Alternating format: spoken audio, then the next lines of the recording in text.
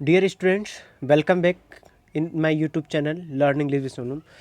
तो बहुत सारे रिक्वेस्ट के बाद फाइनली मैं आ गया हूँ आप लोगों के लिए। संस्कृत के जो सब्जेक्टिव का क्वेश्चन होता है उसका मैं आंसर यहाँ पे एकदम सेलेक्टिव क्वेश्चन लेके आया हूँ और सिर्फ आपके लिए लाया हूँ। ठीक है, पूरी कड़ी मेहनत करने के बाद। और मैं आशा करूँगा कि ये जो क्वेश्चन आपको प्रोवाइड मैं कर रहा हूँ, ठीक है, एक तरह का रामबाण की तरह काम करेगा।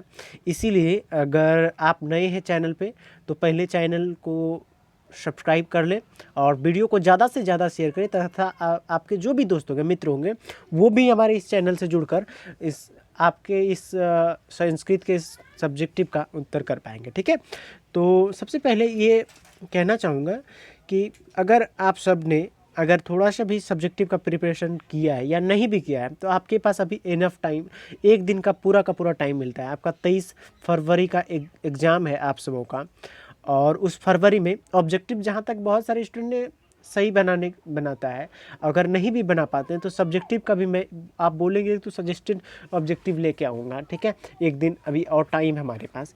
लेकिन चलिए, अभी पहले आप एक नंबर में आपको करना क्या है कि आप एक नंबर समझ जाइए कि आपको करना क्या है सब्जेक्टिव में और क्या क्या प्रश्न पूछे जा सकते हैं और कितने पूछे जाते हैं। ठीक है, उसके बाद मैं यहाँ पे आंसर के साथ आपको सारा प्रोवाइड करूँगा। आपका 1 घंटा टाइम आपके इस संस्कृत के मार्क्स को बहुत इंक्रीज करवा सकता है। ठीक है, तो सबसे पहला नंबर एक काम करना है कि आप समझते हैं पहले इसको सिलेबस को कि क्या पूछा जाता है, कितने नंबर का पूछा जाता है। तो आपको 50 नंबर सब्जेक्टिव में 50 नंबर का पूछा जाएगा यहाँ पे सवाल। तो 50 नंबर में से आपको देखिए पहला क्या पूछा जाता है, पहला पूछा जाएगा गद्यांश। क्या पूछा जाएगा? गद्यांश पूछा जाएगा। और गद्यांश में आपको 2 गद्यांश पूछा जाता है। और गद्यांश क्या, एक कहानी की तरह दिया जाएगा, एक कहानी दिया जाएगा और उस कहानी को पढ़ना है और पढ़ने के बाद क्या दिया जाता है, एक जवाब दिया जाता है। तो ये गद्यांश है 13 नंबर का। एक गद्यांश आपका 7 नंबर का, दूसरा गद्यांश 6 नंबर का रहेगा। ठीक है, तो पहला जो गद्यांश रहेगा उस गद्यांश में से 7 नंबर का बनाना है। तो एक कहता है कि वहाँ पे एक पूर्ण वाक्य का रहता है। ठीक है, और कहता है दूसरा, इस दूसरा में रहेगा एक पद वाला। बहुत सारे छात्र क्या गलती कर देता है, ठीक है, आप जरा ध्यान से देखिएगा। मैं आपको एक गद्यांश दिखाता हूँ और उस गद्यांश से आपको समझ में आ जाएगी कि गलती आप क्या करते हो आखिर में। ठीक है, इसलिए आपका नंबर नहीं बढ़ पाता है। देखिए क्या गलती करते हैं मैक्सिमम स्टूडेंट। चलिए मैं एक यहाँ पे आप देख रहे हैं कि 13 नंबर का गद्यांश है। चलिए 13 में से एक कोई गद्यांश दिया गया है, ये कोई भी एक गद्यांश है। तो गद्यांश में हम लोग अक्सर क्या गलती करते हैं, यहाँ पे देखिए जैसे यहाँ पे कह रहा है कि एक पद में उत्तर देना है, एक पद में। तो बहुत सारे लड़के समझ नहीं पाते या छात्र समझ नहीं पाते एक पद का क्या मतलब होता है। वो क्या करते हैं, कोई एक लाइन मिलता है जहाँ से वो लाइन को पूरा लिख देता है। तो ऐसे में आपका बिहार बोर्ड में मार्क्स कट जाएगा। एक पद का मतलब होता है कोई भी आप यहाँ पे ले सकते हैं। जैसे कि आप हम लेंगे एक पद, ये महोत्सव में लिखा है तो ये एक पद कहलाएगा, या दिन आरभ्य ये जो लिखा है ये एक पद होगा। इसको हम लोग एक पद कहते हैं। ऐसा नहीं कि पूरा लाइन एक वाक्य कहलाता है। तो वाक्य में नहीं जवाब देना, जितना पूछा जाए उतना ही जवाब देना है। तो इसका एक लाइन में देना है जवाब फिर। ठीक है, यानी एक पद का उत्तर एक पद में देंगे। दूसरा है पूर्ण वाक्य। अब यहाँ पे आप लिख सकते हैं पूर्ण वाक्य में। ठीक है, तो ये पूरा वाक्य में तो आप क्या करना है, इसको कोई चीज़, ये तो कोई पढ़ाने वाला चीज़ नहीं है जो आपको पढ़ाया जाएगा। तो जैसे आपको कोई लाइन आपको मिलता है वहाँ से वो लाइन लेंगे और उसको वहाँ पे लिख देंगे। ठीक है, इस तरह से आपका गद्यांश पूरा हो जाएगा। 2 गद्यांश, 2 पूर्ण वाक्य वाला उत्तर देना है आप लोगों को। तीसरा सबसे इंपॉर्टेंट इसमें क्वेश्चन रहता है 1 नंबर का।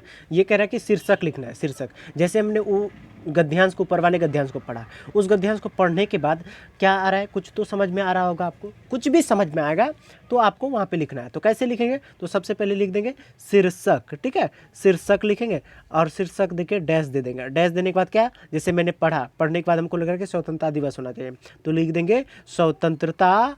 ठीक है, स्वतंत्रता दिवसम। क्या लिखेंगे, दिवसम। इतने करके छोड़ देंगे। और हम लोग जानते हैं कि अनुस्वार लास्ट में मौ के बराबर होता है। ठीक है, तो इस तरह से गद्यांश पूछा जाएगा। 2 गद्यांश, कोई भी 2 गद्यांश पूछा जा सकता है, इसलिए इसका मैं आपको सजेशन थोड़ा सा भी नहीं दूंगा। ठीक है, तो चलिए आगे देखते हैं हम लोग क्या करना है। अगला देखते हैं क्या पूछा जाता है। तो अगला जो पूछा जाएगा आपसे, निबंध पूछा जाएगा। ठीक है, अब यहाँ पे निबंध कोई एक निबंध लिखेंगे और निबंध लिखने का यही तरीका होना चाहिए कि आप जब कोई भी निबंध लिखते हैं तो उस निबंध का, ठीक है, उस निबंध का जो लाइन होता है कम से कम आपको एटलीस्ट कितना लिखना होगा, 7 लाइन लिखना होगा, 7 वाक्य में जरूर लिखेंगे। ठीक है, सभी छात्र 7 वाक्य कम से कम, लेकिन उस पर आप कंजूसी नहीं करेंगे। यहाँ पे मैं सबको बताऊंगा कि कौन कौन आ सकता है, आपको संभावित सारे प्रश्न आपका उत्तर दूंगा एकदम। इसका पीडीएफ भी डिस्क्रिप्शन में दे दूंगा, या नहीं तो मैं व्हाट्सअप ग्रुप जो डिस्क्रिप्शन में लिंक दूंगा उस पर मैं शेयर कर दूंगा। ठीक है, तो चलिए देखिए, एक पूछा जाएगा निबंध 7 नंबर का पूछा जाएगा एक सवाल। फिर उसके बाद पत्र लेखन, तो यहाँ पे जो संस्कृत में पत्र लेखन पूछा जाएगा वो 2 पत्र लेखन पूछा जाएगा। कितने पत्र लेखन? 2 पत्र लेखन पूछा जाएगा। अब 2 में से आपको मैं सारा सजेशन में दूंगा कि कौन कौन पूछा जा सकता है। तो 2 पत्र लेखन, एक पत्र लेखन में 4 नंबर का पूछा जाता है, तो 2 पत्र लेखन में कितने नंबर का हो गया? टोटल 8 नंबर का हो जाएगा। ठीक है, तीसरा हो जाएगा यहाँ पे सवाल, तीसरा क्या हो जाए, पत्र लेखन के बाद हम लघु उत्तरीय प्रश्न। यहाँ पे बहुत सारे स्टूडेंट ने क्या गलती करता है लघु उत्तरीय प्रश्न में, कि आपके पास डबल ऑप्शन है, इनफ ऑप्शन है, 8 प्रश्न पूछा जाएगा और हमको जवाब कितने का देना है, 16 रहेगा और आपको जवाब सिर्फ और सिर्फ 8 प्रश्न का देना है। तो 8 एक एक पे 2 नंबर का, तो टोटल 16 नंबर का आपका क्या पूछा जाएगा, लघु उत्तरीय प्रश्न पूछा जाएगा। और यहाँ पे देखिए सबसे बड़ा चीज़ कि लघु उत्तरीय प्रश्न का जो उत्तर देना है स्टूडेंट्स, वो हिंदी में देना है। किस में देना है? हिंदी में देना है। इसीलिए आप लोगों को दिक्कत यहाँ पे नहीं होना चाहिए। आपने अगर कहानी पढ़ा होगा या जो भी कविताएं हैं आपके पुस्तक में, ठीक है, तो अगर पढ़ा होगा तो आप स्वतः जवाब दे सकते हो। लेकिन मैंने सब व्यवस्था किया है, आप टेंशन ना लो। मैं जो सब्जेक्टिव मैं प्रोवाइड करता हूँ वही रहेगा 100%, इस पर आप कोई तरह का डाउट नहीं रहेगा। ठीक है, तो चलिए अब इसके बाद देखो यहाँ पे लघु उत्तरीय पूछा जाएगा। अब यहाँ पे वाक्य बनाने के लिए पूछा जाएगा, 6 नंबर का वाक्य बनाने के लिए रहेगा, 6 वाक्य रहेगा, यानी टोटल आपको 12 यहाँ पे वाक्य रहेगा, उसमें सिर्फ और सिर्फ 6 बनाना है। तो उसके लिए आपको करना क्या पड़ेगा कि सबसे पहले अगर आपने लकार, क्या क्या वाक्य बनने क्या क्या पढ़ना पड़ेगा, लकार पढ़ना पड़ेगा, लकार होगा। उसके बाद शब्दरूप होना चाहिए, शब्दरूप नहीं है तो वाक्य नहीं बनेगा। उसके बाद शब्दार्थ होना चाहिए। और देखिए जब अब कोई शब्द आप शब्द भूल जाते हैं, ठीक है, संस्कृत में कि इस मान लो कि किसी चीज़ का क्या होगा, किताब का क्या होगा, नहीं होगा, तो हम लोग जानते हैं सिर्फ और सिर्फ क्या करो, जैसे किताब का पुस्तक का क्या होगा संस्कृत, तो पुस्तक लिख देंगे और उसमें क्या करेंगे, अनुस्वार लगा देंगे। ठीक है, तो वो संस्कृत बन जाएगा। अनुस्वार या तो आप उसमें विसर्ग लगा सकते हैं। तो जो शब्द हिंदी में है उसको संस्कृत बनाने का सीधा तरीका, आसान तरीका क्या बनने बताया कि आप या तो मोहलंत लगाइए, मोहलंत के बराबर हम लोग लिखते हैं, अनुस्वार के लिखते हैं, या फिर आप उसके विसर्ग लगा दीजिए। इस तरह से आपका टोटल यहाँ पे 13 7 20 और 28 28 और 16 हो गया 44 और 44 6 कितना हो गया, 50 नंबर का। अब हम लोग बढ़ते हैं कि आखिर कौन कौन सवाल आ सकता है आपके परीक्षा में। ठीक है, तो सबसे पहले आपको जो संस्कृत का जो सजेशन मैंने तैयार किया हूँ वो है निबंध का, और 7 नंबर का निबंध पूछेगा। तो क्या किस किस चीज़ पर निबंध पूछा जा सकता है? देखिए ज़्यादा पढ़ने के बाद आपका दिमाग इधर उधर हो सकता है, लेकिन जितना बता के दे रहे हैं, ठीक है, फर्स्ट सिटिंग का हो या फिर सेकेंड सिटिंग का हो, ठीक है, जो हर साल हम बच्चे को जो बताते हैं वही रहता है, कहीं भी उससे बाहर नहीं रहता है। इसलिए आपको टेंशन नहीं लेना है कि क्या रहेगा क्या नहीं रहेगा।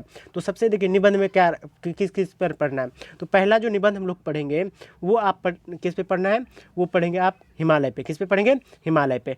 अब मेन चीज़ सवाल सबका आता है कि उत्तर हमको कहाँ से मिलेगा सर, क्वेश्चन कहाँ मिलेगा, उसका भी उपाय किया हूँ मैं। ठीक है, वो आपको हम डिस्क्रिप्शन में लिंक देंगे, आप ग्रुप ज्वाइन कर लेंगे, ग्रुप में आपको दे देंगे, या फिर इसका पीडीएफ मैं आपको डिस्क्रिप्शन में प्रोवाइड कर दूंगा। ठीक है, तो चलिए पहला क्या होगा, हिमालय पे पढ़ना है, और हिमालय के बाद दूसरा हम लोग पढ़ेंगे गंगा पे। ठीक है, बहुत महत्वपूर्ण है, बार बार रिपीट करता है ये सब, और बाहर नहीं जाएगा जितना मैं बता के दे रहा हूँ।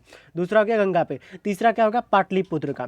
अगर आपने पाटलिपुत्र वैभवम पढ़ा होगा तो उसका आप 7-8 लाइन तो ऐसे ही लिख देंगे, नहीं कि प्राचीन काल जो पाटलिपुत्र था वो पुष्पुर या फिर कुसुमपुर के नाम से, इस तरह से बना बना के आप क्या करेंगे, लिख देंगे।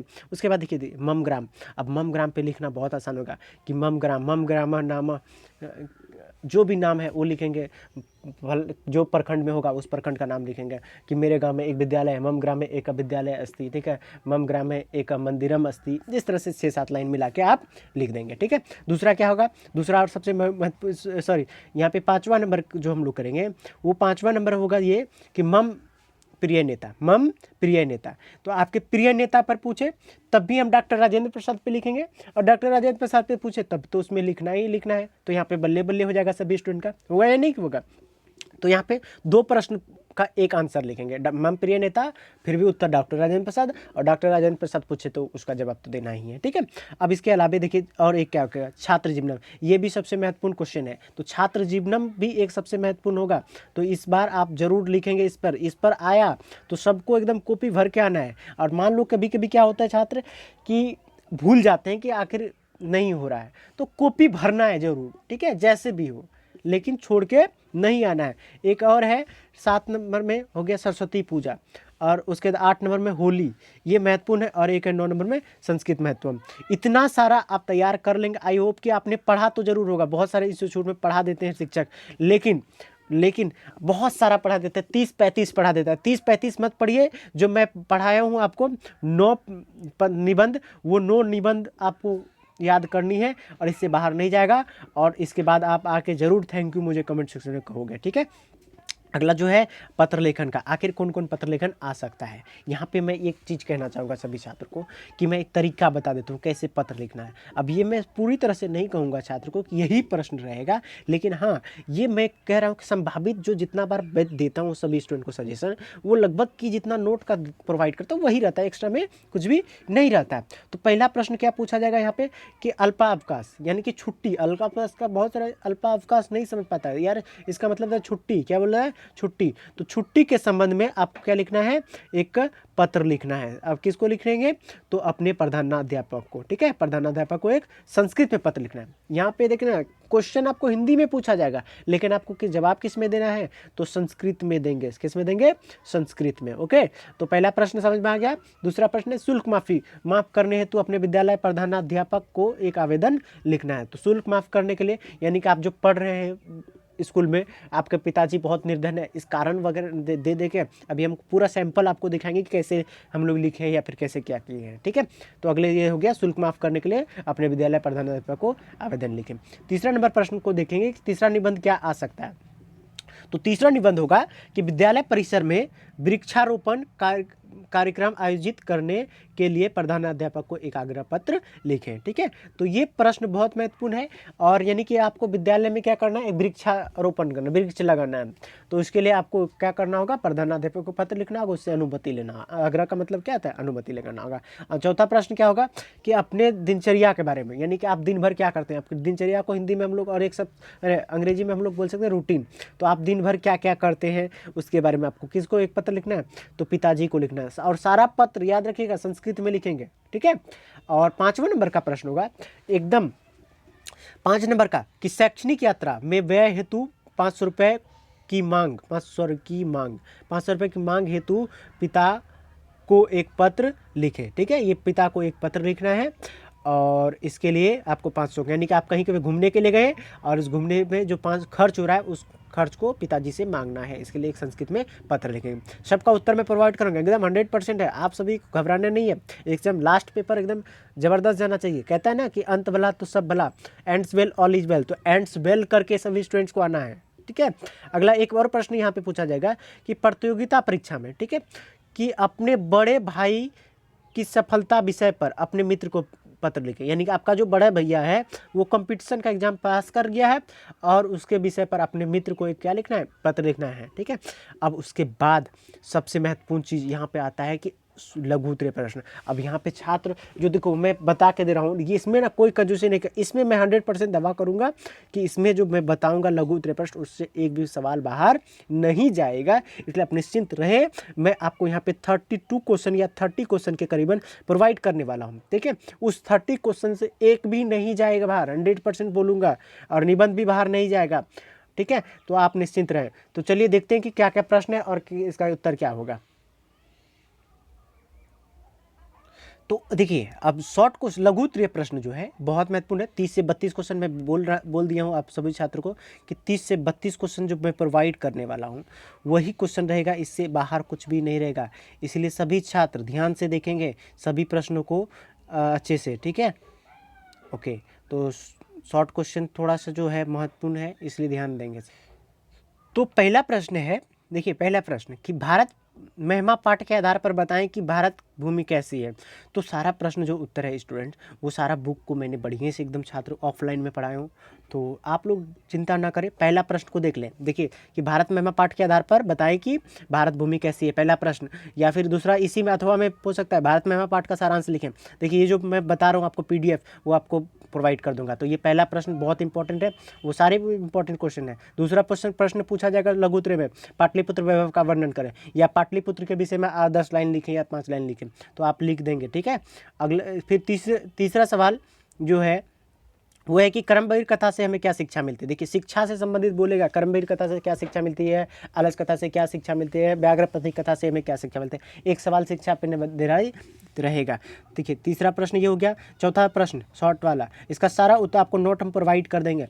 कर्ण के चरित्र का वर्णन करें, कर्ण का चरित्र, चौथा प्रश्न क्या पूछा जाएगा, कर्ण के चरित्र का वर्णन करें। पांचवा महत्वपूर्ण क्वेश्चन क्या है, ये कर्ण के कवच और कुंडल की क्या विशेषता है। आपको कर्ण रसदान वीरता पढ़ाया गया था, तो उसमें बताया गया था कि कर्ण के शरीर की क्या विशेषता है। तो कर्ण जो थे वह बहुत शक्तिशाली व्यक्ति थे और उसको हराना मुश्किल था, ना देवता हरा सकता था, ना ही कोई असुर हरा सकता था। लेकिन कृष्ण ने छल पूर्वक इंद्र के द्वारा इस कवच और कुंडल को ग्रहण प्राप्त कर लिया। तो ये हो गया 5वां नंबर का प्रश्न। 6ठा नंबर का प्रश्न, वेदांग कितने हैं, तो वेदांग 6 है। यहाँ पे देख लेंगे कौन कौन है प्रश्न, ठीक है। और ज़्यादा दिक्कत हो तो आप क्या करेंगे कि पोज कर लेंगे वीडियो को और देख लेंगे वेदांग कितने हैं। तो वेदांग 6 है, शिक्षा, कल्प, व्याकरण और नियुक्त और छंद और ज्योतिष, ये है। और उसके लेखक भी साइड में आपको सेम तरह, देखिए जैसे लिखा गया है प्रश्न, मैंने बच्चे को जो लिखा है वैसे ही आपको लिखना है, ठीक है। अगला प्रश्न क्या है कि व्याघ्रपति कथा से हमें क्या शिक्षा मिलती है। ये प्रश्न पूछने योग्य है। कैसे क्या शिक्षा मिलती है वो सब सारे का उत्तर मैं आपको प्रोवाइड कर दूंगा। आप धीरे धीरे अगर आपको देखना होगा इसी वीडियो को तो पोज कर लेंगे और आप देख लेंगे।